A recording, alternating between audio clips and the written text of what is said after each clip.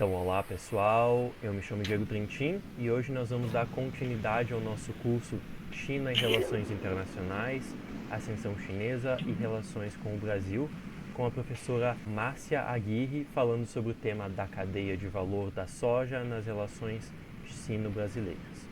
Então, a professora Márcia, ela é graduada em Relações Internacionais pela Unipampa, possui pós-graduação em Desenvolvimento Territorial e Agroecologia pela UERGS e em Relações Internacionais Contemporâneas pela Unipampa. Ela é mestre em Economia pelo Programa de Pós-Graduação em Economia do Desenvolvimento da PUC Rio Grande do Sul e atualmente faz doutorado nessa mesma universidade. Então, professora, muito bem-vinda. Muito obrigada, Diego. Obrigada a quem está assistindo o nosso curso sobre a cadeia de valor da soja nas relações sino-brasileiras. E voltando, eu sou a Márcia Aguirre.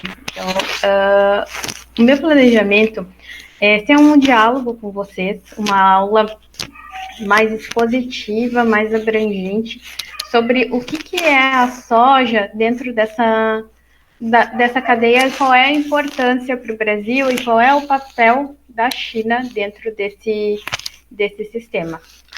Hoje, o Brasil ele é o país que mais exporta soja para o mundo.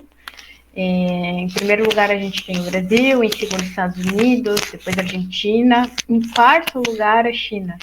E o que isso representa, né? Somente em 2023, 73% das exportações de soja do Brasil foram destinadas à China. Primeiro, hoje a gente tem a China como grande parceiro, mas a gente já teve boa parte das exportações direcionadas para os Estados Unidos e para a União Europeia. E de 2015 para cá, o Brasil foi dando uma guinada em direção à China e exportando o grão. Dentro dessa relação, a gente destaca a COFCO, que é a China Oil and Foodstuffs Corporation, que é uma estatal chinesa destinada ao comércio e à produção de produtos do agronegócio, que tem sede no Brasil e que é um importante ator dentro da produção de soja do Brasil, né?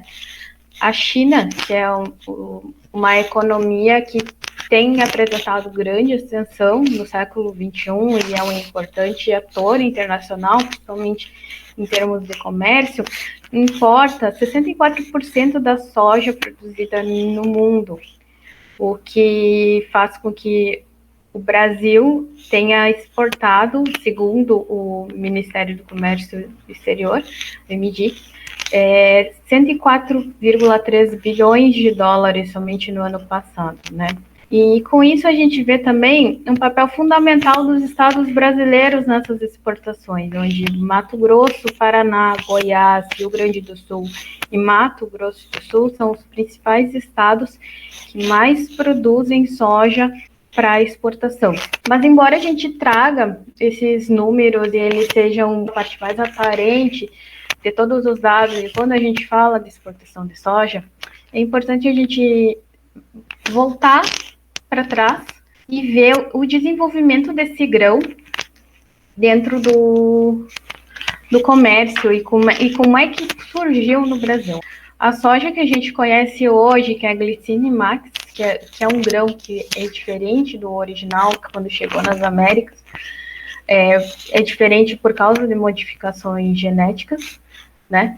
É uma oleaginosa originária do leste asiático, especificamente da China, e já fazia parte da cesta de alimentos da alimentação, tanto da China, do Japão, e é uma oleaginosa que ela se caracteriza pela fácil adaptabilidade em diversos climas e regiões. Mas essa planta, que é resultado de várias modificações genéticas, ela se tornou mais adaptável aos Estados Unidos e à América do Sul, né? Esse grão ele chegou até nós a partir do século XIX, por meio dos Estados Unidos, e também primeiramente pelos imigrantes japoneses, que plantavam o grão para consumo próprio e depois nos Estados Unidos para comercialização do grão. a soja ela era considerada uma forrageira de qualidade baixa, era um substituto para alimentação de animais, como também era um substituto de matéria-prima agroindustrial. E esse aumento da produção da soja e da comercialização no mundo, ele começou a se dar a partir da Segunda Guerra Mundial, né? Então, quando a gente fala de soja, é importante ressaltar o papel dos Estados Unidos, que foi utilizada como uma forragem a partir do fim da Primeira Guerra Mundial.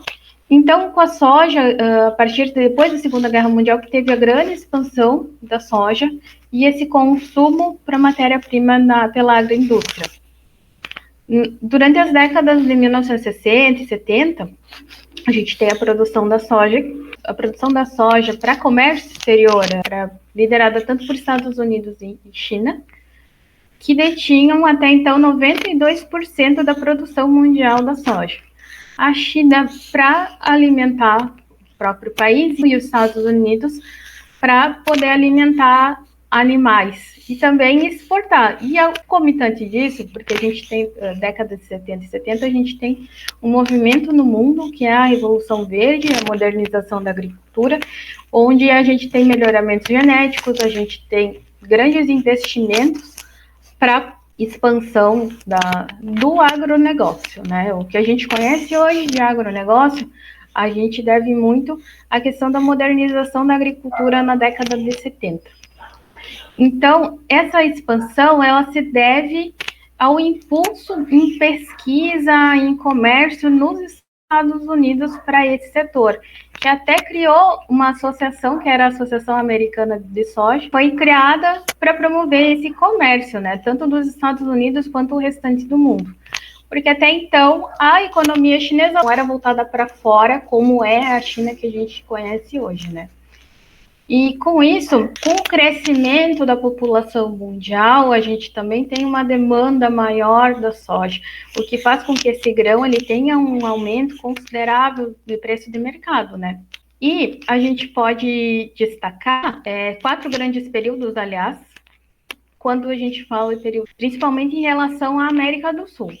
A gente tem essa introdução entre 1880 até a década de 30 na América do Sul, que foi introduções experimentais e não comerciais por imigrantes japoneses, e em seguida essa introdução experimental dos Estados Unidos para fins de comercialização. Entre as décadas de 40 e 60, a gente tem uma produção em pequena escala, que até então no Brasil ela se concentrava na região sul brasileira, e assim como na Argentina, que a Argentina é um dos grandes produtores de soja, que a gente tem acaba tendo um limite de rotação, que era rotacionado com a cultura do trigo e do milho, e a fabricação em pequena escala de óleos, óleo de soja e para fabricação de biocombustíveis.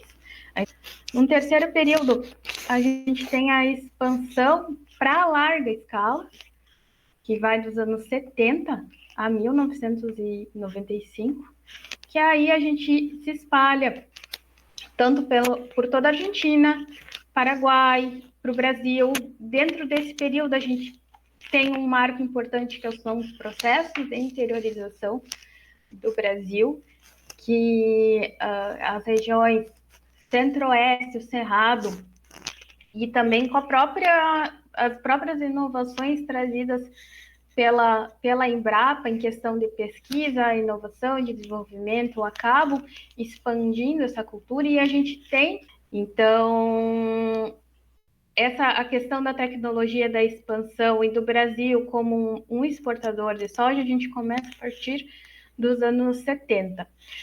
No entanto, esse estabelecimento, primeiramente, ele era para abastecimento no mercado interno, principalmente para alimentação de animais e também para o estabelecimento de agrocompanhias. Eram companhias oligopolistas norte-americanas, e em seguida a gente vão se instalando no Brasil e vão caracterizando o sistema rural brasileiro de uma forma mais parecida com o sistema norte-americano. E com a entrada dessas transnacionais, a gente acaba entrando numa terceira via, que é o terceiro processo, que é um processo acelerado de produção e concentração que vem desde 95 para cá, né? Então a gente tem um avanço praticamente em boa parte do território brasileiro e para o restante da América do Sul e para as regiões amazônicas, né? Então a gente tem a introdução de variedades de soja geneticamente modificada, a gente tem maiores incentivos e subsídios governamentais para poder expandir, para poder comercializar, e também o suporte do governo também para essas exportações, né? Dentro disso, a gente acaba destacando que, a partir de então, a China acaba exercendo esse papel fundamental, principalmente nessa última fase na produção brasileira. O Brasil se torna para a China o principal destino dos investimentos externos diretos. O que isso significa? Que a China começa a investir no Brasil, vendo que esse setor ele é promissor, ela investe no Brasil, então a gente tem investimentos tanto na parte logística, para poder exportar soja, a gente tem também a COFCO, que é a estatal chinesa, conforme eu comentei inicialmente, que incentiva essa produção.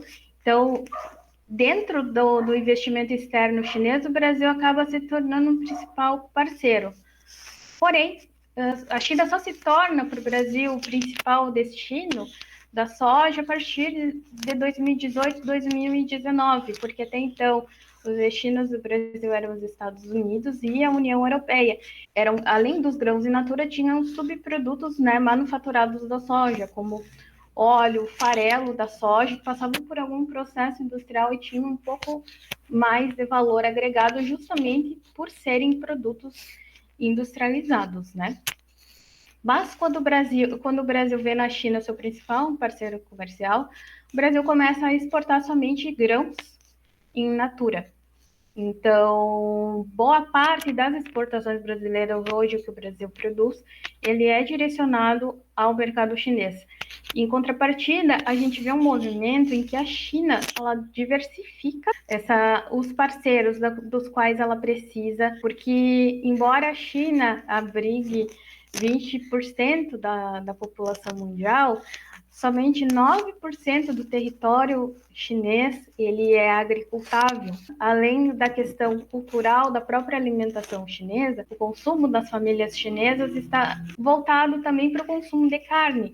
Então, a China também tem investido na produção de carne, tanto dentro do território chinês quanto no Brasil, principalmente, porque quando a gente fala de soja no Brasil, em relação à China, a gente não pode esquecer do fator carne. Então, acaba sendo uma dinâmica conjunta tanto da soja quanto da carne em relação à China. Então, mesmo com os movimentos que a gente observa a partir de 2018, com a mudança do presidente, e com os posicionamentos que tem em relação à China, a gente vê que a China vai buscando novos parceiros e diversificando, enquanto o Brasil continua dependente da questão das exportações de soja para a China, como também dependente da produção, tendo a soja como principal produto da pauta exportadora brasileira.